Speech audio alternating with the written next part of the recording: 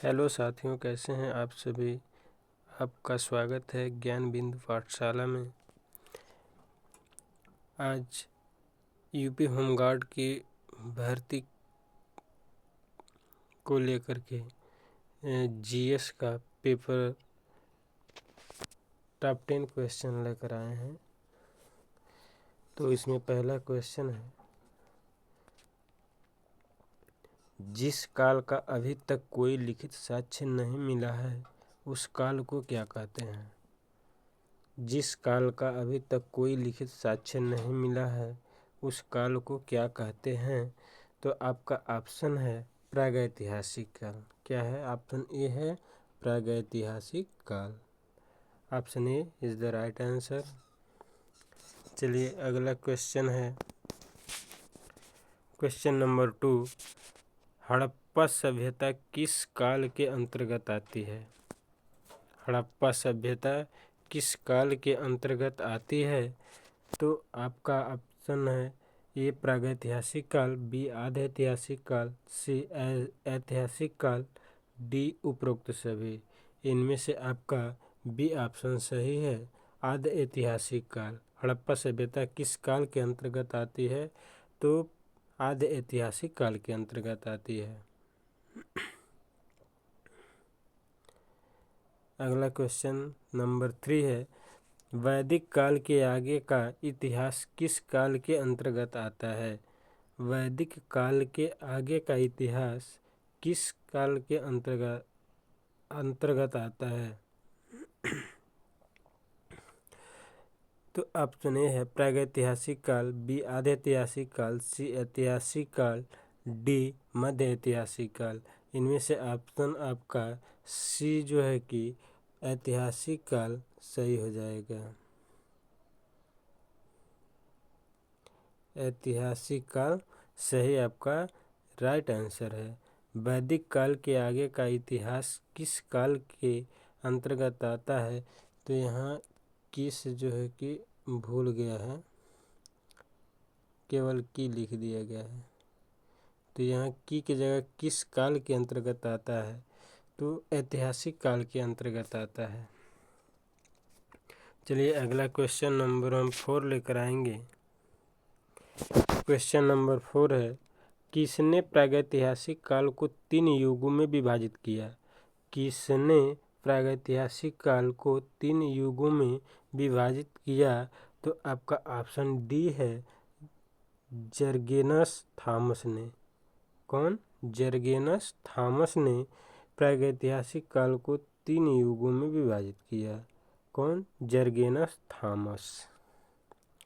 अगला क्वेश्चन है, question number 5।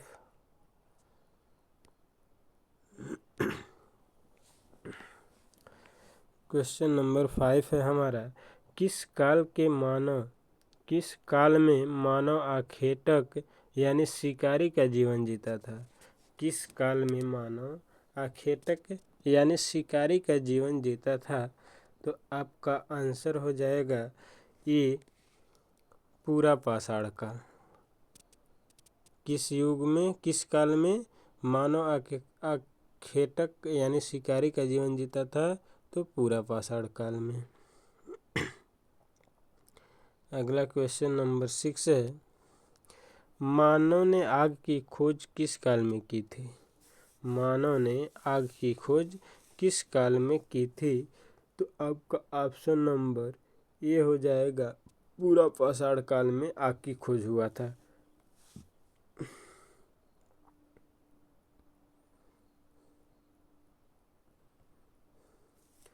अगला प्रश्न 7 है, किस पाषाणकालीन स्थल से मानव खोपड़ी का प्रथम साक्ष्य मिला है। किस पाषाणकालीन स्थल से मानव खोपड़ी का प्रथम साक्ष्य मिला है। तो आपका 7वें का ऑप्शन डी सही है, हथनौरा से। किससे? हथनौरा से। ऑप्शन डी सही है। अगला क्वेश्चन नंबर 8 है, किस स्थान से चित्रकारी के प्राचीनतम प्रमाण मिलते हैं। किस स्थान से चित्रकारी के प्राचीनतम प्रमाण मिलते हैं? तो आपका प्रश्न नंबर 8वां का ऑप्शन हो जाएगा ए, भीमबेटका से। ये ऑप्शन ए सही है, भीमबेटका से। किस स्थान से चित्रकारी के प्राचीनतम प्रमाण मिलते हैं? तो ऑप्शन ए सही है, भीमबेटका से। प्रश्न नंबर 9, किस पाषाणकालीन स्थल से मानव का सर्वप्रथम साक्ष्य मिलता है? प्रश्न नंबर 9 है, किस पाषाणकालीन स्थल से मानव का सर्वप्रथम साक्ष्य मिलता है? तो इसमें 4 ऑप्शन दिए गए हैं, इनमें से कौन सही है? पहला है भीमबेटका, बी नर्मदा, सी अतिरमपक्कम, डी हथनौरा। तो आपका ऑप्शन हो जाएगा बी, नर्मदा घाटी से मानव का सर्वप्रथम साक्ष्य मिलता है। नर्मदा घाटी से किसका साक्ष्य मिलता है?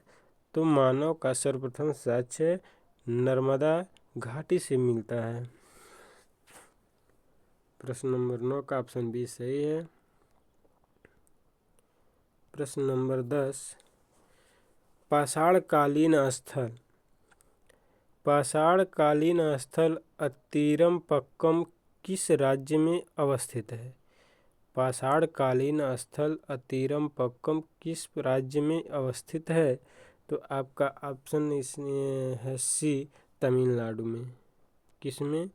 तमिलनाडु में। सी ऑप्शन सही है, तमिलनाडु में अतिरमपक्कम अवस्थित है।